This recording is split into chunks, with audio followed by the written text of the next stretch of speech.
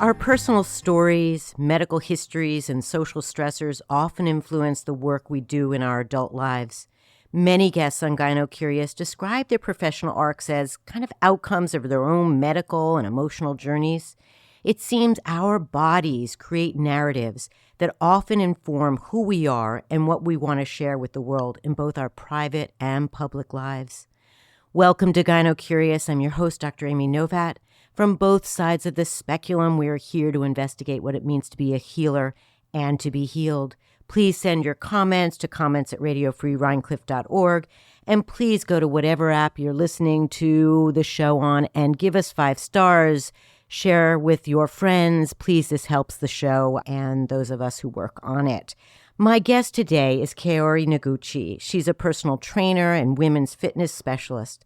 I've asked her here to speak with us today about her work and to focus particularly on women in the midlife and beyond.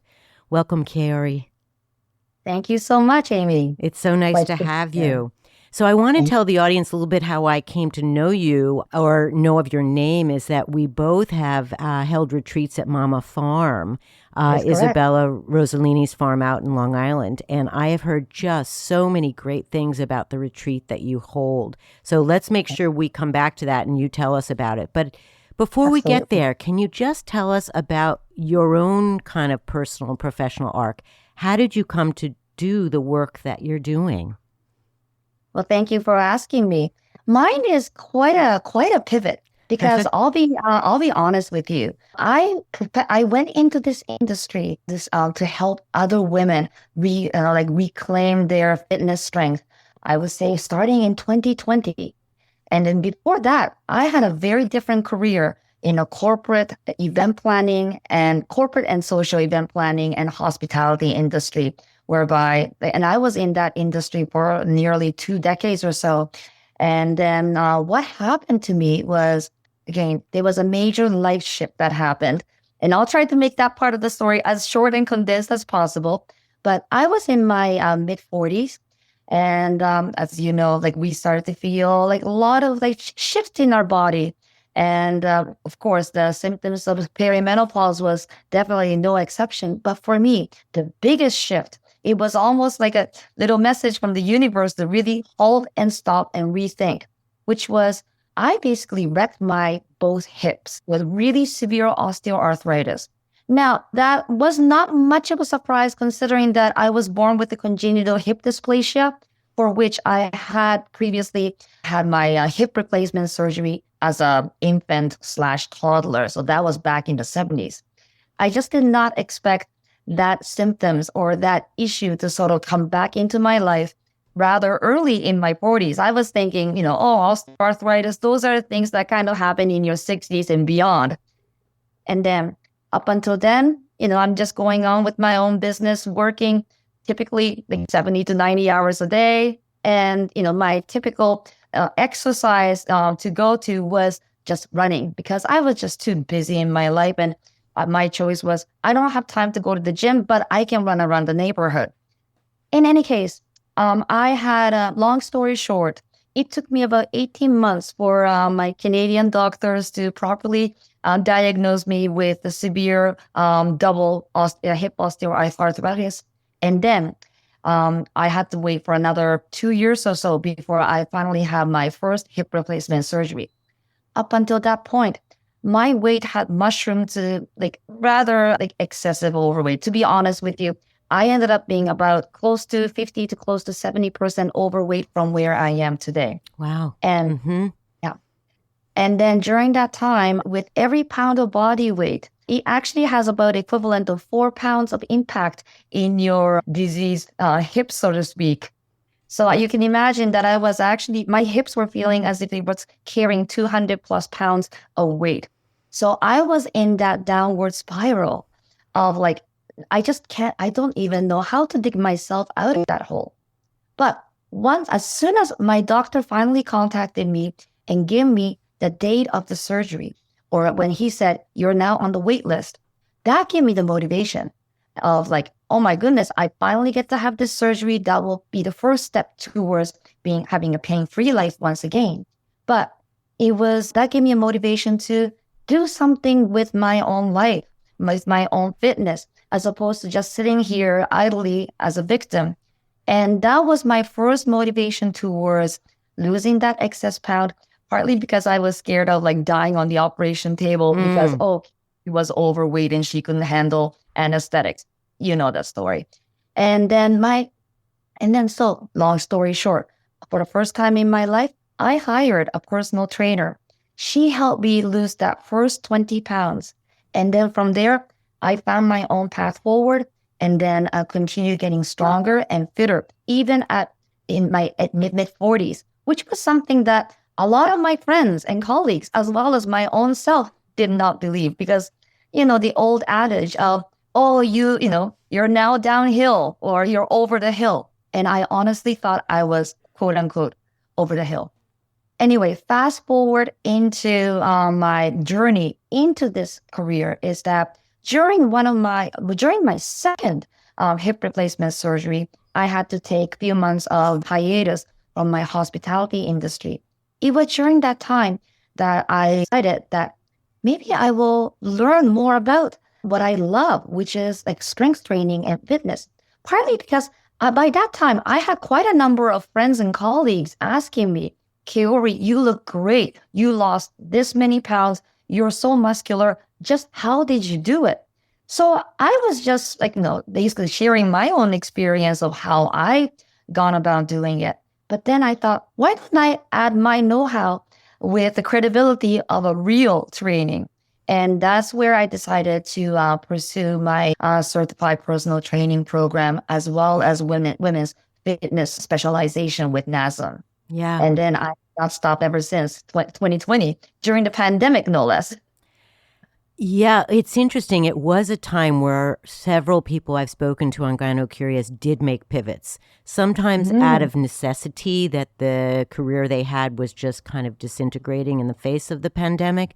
But for others, it was it was this kind of feeling, gosh, life is short and it can be so sweet, and I don't like what I'm doing, and this is an opportunity to shift.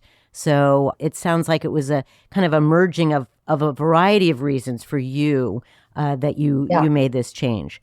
So I have to, this is kind of off tangent, but you've mentioned that you live in Canada, and the Canadian health system had you wait 2 years before you had your hips. So, us Americans were always, well, I should say, many of us Americans look towards national health care and think, oh, that's what we need to do. But one of the criticisms is that, oh, people have to wait for surgery or wait for non-emergent care. Can you, is that a valid? Yeah. Well, good news is that, again, if it wasn't for, free health care, I don't think I could have been in any position to afford double hip replacement. Like, I don't know how much it costs, but I have heard somewhere in the guideline about $30,000 to $40,000 per leg or per side, right? Because that's pretty similar to Japan, which has a very similar kind of healthcare system as that of the US. Now, in Canada, I did not pay a cent. But to your point, the drawback was that I had to be in a lineup. Yeah. And then to be honest with you, if it wasn't for my age, I might have had to wait even longer, because it was around that time while I was on in a lineup, and 2 years is already long enough, isn't it? Yes. But my doctor called me one day saying, oh, we have if you're okay with trying a somewhat experimental operation, which was the ambulatory hip replacement. So this was just day surgery, which was quite novel at the time. That was in 2018. My second surgery it was 2018, because both of them was ambulatory. And they wanted to find the younger candidate for the maximal success, I suppose. So that was how I was able to shorten what could have potentially be even longer wait. So interesting. I mean, all these systems are flawed. That's clear to me, that there are pros and cons to each. So let's kind of talk about the midlife, because you and I both are encountering women's bodies and women who are really frustrated. talking about So, their mid-waist weight gain. And we know this is real. Even slim women, their bodies mhm, change. I was talking to a very slender woman the other day, and she's like, I've never had a little belly and I've never had love handles. And she's still what most people would say is extremely slender. But her yeah, body is shifting. So exactly. clearly you have developed an approach towards talking to women and helping women move through Mhm. some of these changes. Can you talk to me and to the audience about, what happens? A woman comes and says, Kaori, nothing's changing. What do I do? What do I do? How do you approach that lament? Well, first and foremost, I always reassure them it's not really their fault. I mean, a majority of women that come to me have done pretty much everything that they can think of. So effort is not lacking. It's the direction or how you compartmentalize and how you approach and utilize that effort. And then I also tell them it's sometimes when we hit that, 40s, usually the age 42, 44 seems to be that magical number when we have the first big downshift in our hormones. And when that happens, it's just that your estrogen level and testosterone starts to go down, estrogen starts to go haywire. We have to deal with hormone related lack of energy, which might cause lethargy, which might cause lack of motivation. And then because of the hormonal shift, our sensitivity to stress changes too. That's right. That's right. Yeah.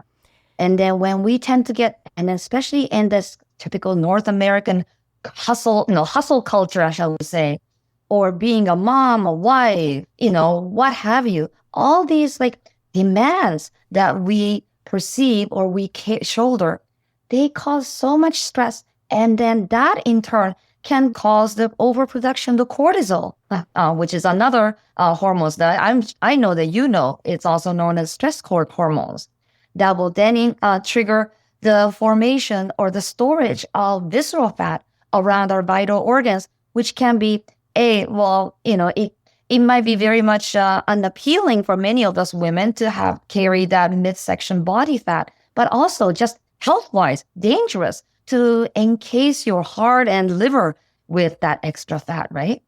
So I tell them that, again, these things are biological and it happens with these reasons. It's not because of, it's not 100% their choice.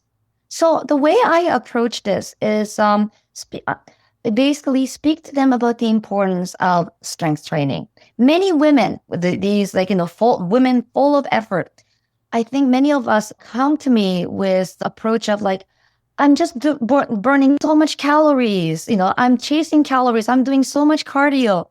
And, many of us come from that 1980s, 1990s adage of just burn calories. Burn, As baby, opposed burn. That's right. burn, baby, burn. It's Yep. a slaving yourself, ad infinitum, as if you're on the perpetual hamster wheel, as I call it. Right. Hamster wheel of weight loss, deadly cycle.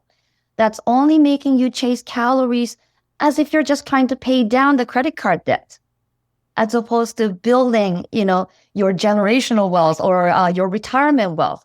So whenever I talk about muscles and, calorie burns and weight loss, I use an analogy of like financial responsibility in a way. That helps. So, It helps. Thank you. yeah, Mm-hmm. it seems like a lot of clients do Yeah. resonate when I Yeah. talk about it, because I talk about, like, as I mentioned just now, like just relying solely on cardio is like just having to pay for that credit card debt. That might be your, overconsumption of a certain daily caloric intake versus investing your time and effort towards building your lean muscles.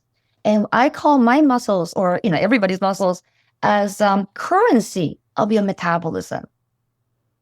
Thank you. Yeah.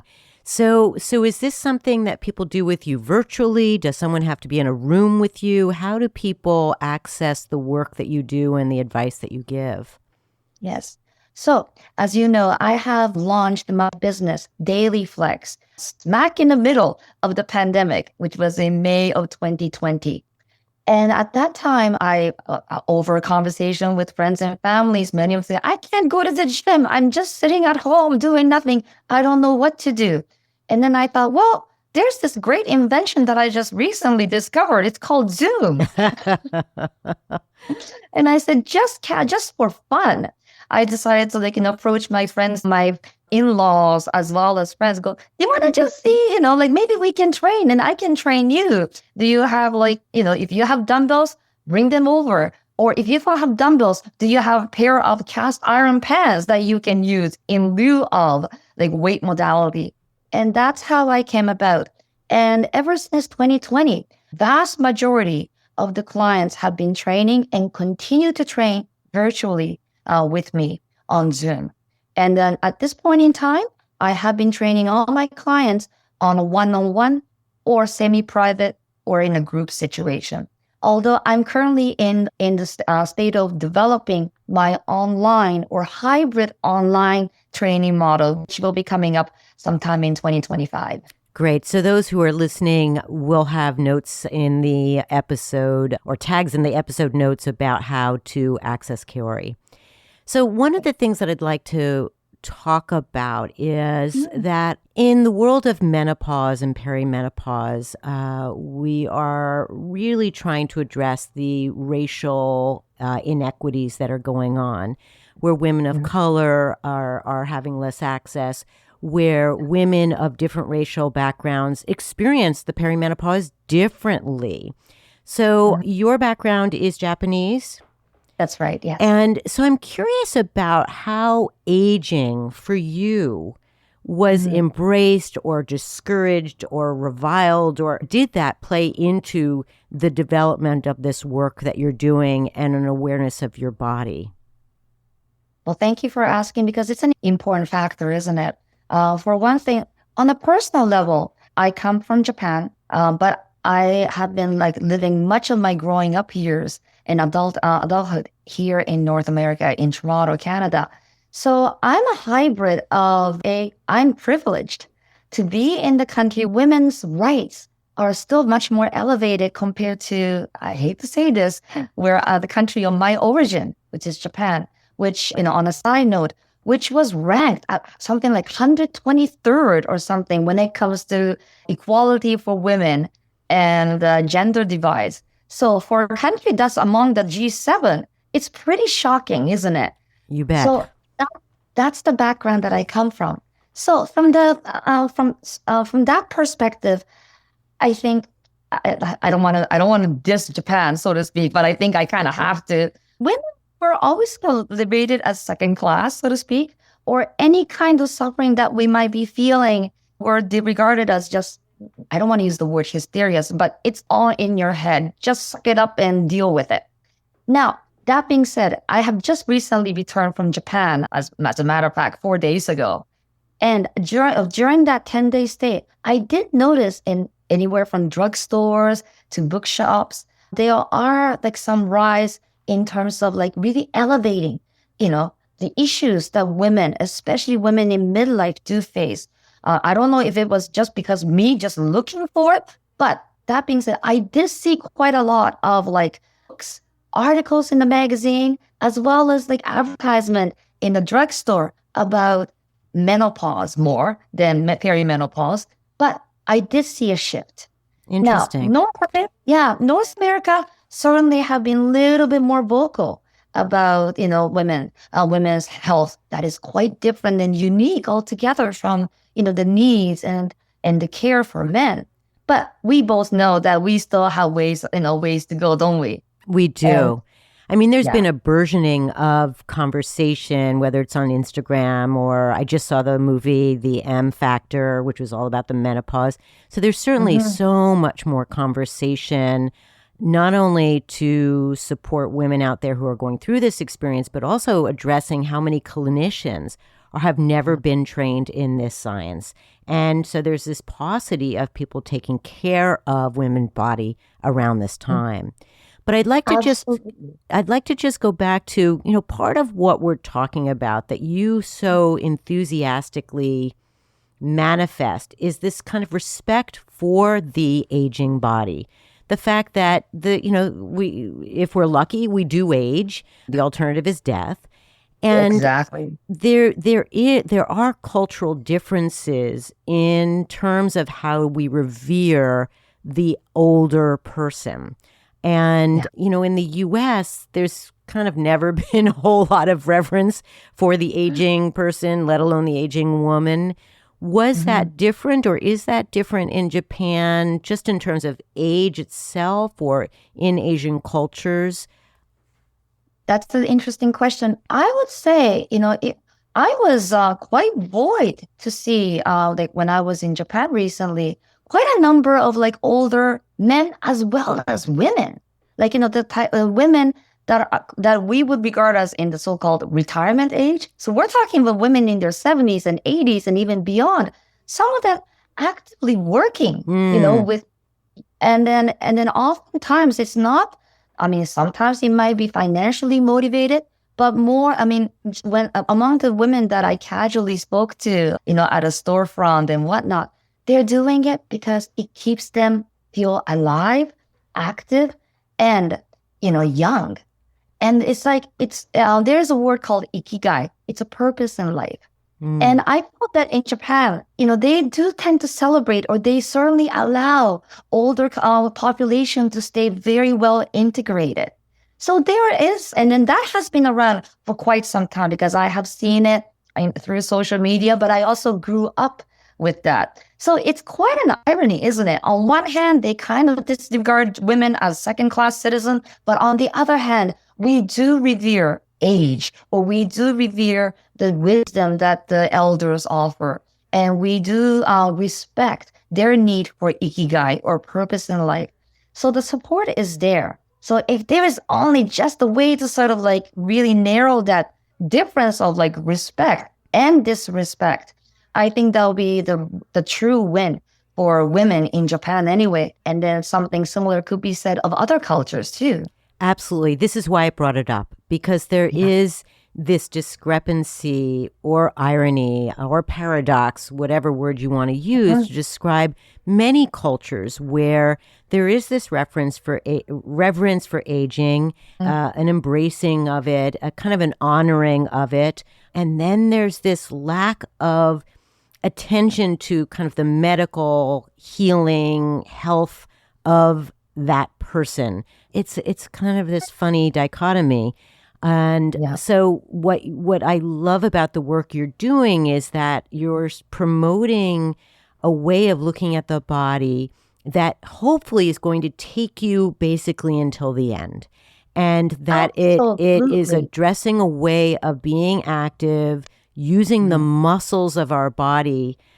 And I can't help but say even the muscles of our mind, right? The capacity to stay focused on your health, to stay interested in your health, to understand the role of these muscles in just improving your well-being. Yeah, no, absolutely. And also, like fitness in general, but strength training, one thing that the many, if not every single female client has mentioned is that what they gain not only in their stamina and what they see outward and what they feel in their digestions, but more so in their emotion and in their head, that they say it feels great to be able to walk and move around confidently. And not just because they feel they look good, it's just that they feel good. And once they feel good in the way their body operates, aesthetics become second degree issue. When, let's be honest, quite a number of my clients come saying, I want to lose weight because they want to look good. It's just all humans have some level of vanity. So, we'll just put that out there. And again, if we live in an ageist culture and feel unseen, if the more you feel attractive, the more you feel like, okay, people might be paying attention to me more, for better or for worse, right? And then, so from that perspective, I do not fault that kind of motivation at all. It's an ignition to get your first step into that training. That's right. And I celebrate that. But then what's even better after this is that through their training, they develop their mind-muscle connection. And through that developmental connection, they also develop self-respect, like self-honoring of your health. And then you become more attuned to not just if my joints is feeling ouchy, but more like, where is my stress level? How am I feeling right now? Because becoming more attuned to yourself inwardly. Because again, remember, stress is a bit of a killer. Stress is a big hindrance to your health, digestive, emotional, fitness health too. And then to sort of hone in on that ability to be more self-aware. This is not being self-absorbed, by the way. This is a totally different thing. I know that, Amy, you know about it. Mm-hmm. But these just helps to really build a robust 360-degree path forward to sort of sustain the most optimal possible health status for as long as possible. And once again, I go back into my financial analogy. You know how as we sort of go into retirement, and then we have our retirement funds. Our job is all about sort of deferring paying taxes for as long as possible, right? And we want to sort of sustain that wealth that we have built for as long as possible. It's no different with fitness too. So I keep on training so I can maintain my wealth or the currency or my healthy metabolism that is my muscles, which will in turn also help to keep my pillar of the temple that is my body. Those are my bone mass, and so on and so forth. So it's all about not just raising that white flag as soon as we hit that menopause or what have you, and say, okay, I'm done, over the hill. It's only downhill, because there is a way to slow down very significantly. That slowdown. And I'm almost 54 in February, and I'm certainly glad that I now feel even younger than I did when I was in utter pain and walking around with my walker in my mid-40s. Yeah, and what you're bringing up is how impairing pain and loss of strength can be. And it becomes this terrible slippery slope where we begin to feel pain. So we restrict our bodies because, if I just lie still, I won't feel that back pain. Or if I feel like I can no longer carry the logs into the house for the fireplace, well, maybe I shouldn't carry anything of any weight. And the mind is a powerful thing. Well, the mind, the body, it doesn't always communicate to us in the most supportive of ways.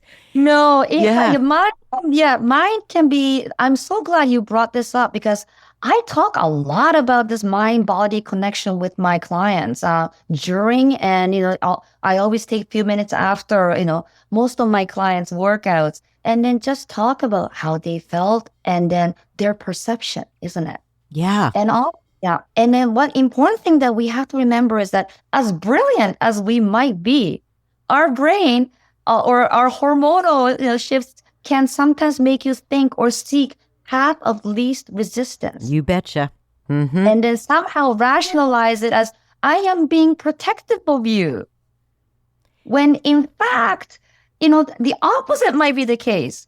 And, because case in point, on almost a daily basis, I might deal with a client or two that might come and say, I just had this, I had my cold, the flu, which is fine. I always check, do you have, I always check about the symptoms. But sometimes though, I just had a rough week.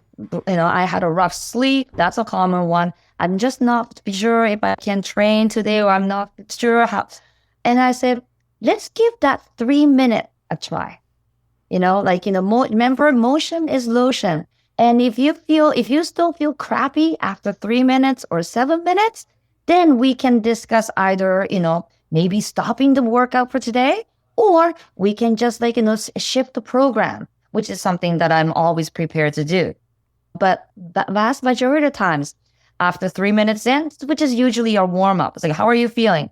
Actually, I'm feeling good, Kaori. Okay. 7 minutes in. So that's maybe one first set of first 2 exercises, for instance. How are you holding up? Actually, I'm feeling good. Yeah. Then their tone of voice changes. It's great. I mean, all of us can attest to those moments where we feel like, oh, I just don't feel like doing it. And then for whatever reason, we propel ourselves to do it. And it's like, wow, why did I even hesitate? It feels so good. And it's about a lot of things in our lives, going to a concert or socializing or exercising or eating differently. Sometimes our initial desire distracts us, and then of course it shifts and changes as we engage in the activity. Yeah, that's the thing. And and we are like physical, by nature. And again, maybe because of like ancient times when we had to invest more into like protecting ourselves. We do have that little bit of a comfort seeking mindset that we always have to sort of like counter with. And I often say we just have to be our own best parent. Because if you're a mom or dad, and if your kid is being a little fearful, like, I don't want to go to the summer camp, but we know better for them, right? Right. And we said, I know that you're tearful, but let's just give that a try and see what happens. And most of the time, kids do come back having a great time. Same thing can be said of our relationship with fitness, our relationship or lack thereof with proper nutrition and so forth. Initially, we would rather stay stuck, which is comfort. And that's the scary thing, isn't it? Word comfort sounds all positive, comfort food, comfortable shoes or whatever. But it can actually mean cementing into the state that you might not necessarily want to stay in. Yeah. And that's where you have to, like, again, practice, honesty with yourself. But I do also find that my clients, as they engage and cement that strength training habits, they organically develop that sense of honesty with self. It's a way of life. It is. And then that's the most rewarding for me. Yeah, of course. So, there are women out there or listeners out there who are saying, oh, this is great. I wish I could afford to, hire a Kaori to help me. Let's just give them a little bit of information around how to engage their muscles and strength training. As you mentioned, with your pots and pans, with your daily laundry or your groceries. Can you just give some people some advice about just how to use their bones and strength and their muscles, just on a regular basis if they can't engage with someone like you? Of course. I often tell clients that the first question I ask my clients is, can you still pee? As in, can you still sit down on the toilet bowl and pee? Because if you can, chances are very high that you can squat. Okay. Mic drop, as some younger people might do. I'm not sure if I'm doing it correctly, but anyway. But it's true, isn't it? And thankfully, vast majority of my, clients and prospective clients say, yeah, you're right. I can still pee. Great. Like, maybe start off with, before you leave the bathroom, just add maybe 5 or 10 reps of squats. It might feel, silly, but you cannot tell me that you can't do that either. Great. So that's number one. There is a way to sort of like sprinkle in strength training. And I have an Instagram account called Daily Flex Fit. And with quite a number of these videos, in addition to actual workout and exercise videos using proper exercise modalities like dumbbells, but there are also some videos that I do show where you can do either with just body weight only or something as simple as like a dish drying rag. You can get yourself a really good, back muscles exercise with a towel lats pull downs, for instance. So exercises don't have to be intimidating or something so formalized that you must go to the gym. Or expensive. That's the thing. Yeah. That's the thing. Well, and then once you know, once you know how to do, how to get the right form, and then for that, sure, it will be ideal if they can hire, even for a short period of time, a personal trainer so that they will learn and cement proper form. Once you know how to execute everything from squats, lunges, or even, overhead press, anything with right form, that's when you can maximize your time and effort ROI from each rep. Not only is it safe for your joints, but proper form will also produce more results. Great, great. So we're Yeah. coming to a close, and you've been so informative. Thank you for sharing your own journey and your work. And I hope that people go to your sites and learn more about you and ways in which to be fit. And, the reason I asked you to talk to me today was Gynocurious attempts to over and over again remind people that the mind and the body are integrated, that as we age, there's opportunity to be healthy and strong, and that rather than fear-mongering and discrediting us as women, and particularly older women, we have a vast capacity, whether it's our wisdom, whether it's our physical and intellectual and emotional memories that we can share with people, and that we just can continue to work on ourselves. And it doesn't have to be the rat race. It doesn't have to be the hamster wheel, but it can be concerted, focused, intentional ways of being in the world that are so rewarding. And it's so much more impactful and so much greater. And then you can actually increase the contribution to the world too, because symptoms of perimenopause and menopause have affected over 1 million workforce in UK. And then again, I cannot be quoted for the exact number, but it was in the million, and it was shocking that amount of, like, say, workplace absenteeism, or, and these are powerful women. We are all powerful, and we all have something to contribute back to the society. So it's very important that, sure, the society has a little bit more ways to go, but we as an individual, we can own our, health maintenance, and we all should, because again, why not live the rest of our lives vibrantly and strongly as opposed to just resign to just going downhill, right? That's right. And I think you so clearly told us your story, and there was an opportunity for you to go to a very different place, given the pain and the injury and the hardships that you had. So, and I'm sure it was incredibly hard work and regular effort. And I'm sure there were backslides, because all of us do. Some days we just don't want to do what we perhaps should or need to do, but that's okay. We just get back on the horse, so to speak, and move forward. Always stay. Just stay as close to the lane as possible. And always, my mantra was, I never had a workout that I regretted. Okay. So I like to end Gynocurious by asking folks what they do for pleasure. What would you say gives you pleasure in your life? My goodness, my pleasure. I always, I always love exploring and traveling. That's one thing. But for me, I sound kind of like an old wise woman kind of thing, but I love being able to wake up and just say, like, I'm really grateful for, people and love that that I'm so fortunate to have. And, I think that's one thing that I have become a lot less material than, say, when I was in my 20s. And I am certainly really, again, this sounds cheesy, but I love being able to say, I'm grateful that the sky has not fallen. I'm so grateful that, I am loved, and I can somehow, give that love back to those that matter.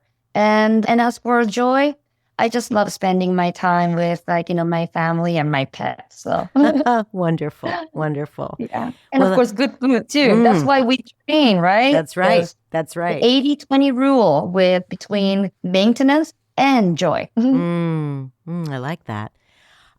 Thank you for joining me today and sharing your wisdom. And thank you to the listeners. Thank you to my co-producers, Jen Hammoud and Maddie Rosenberg, and to the Epicurean for having us here at Radio Free Rhinecliff. Until our next episode, please stay well. Listen to your instincts and intuitions. They are the greatest of teachers, not to be ignored.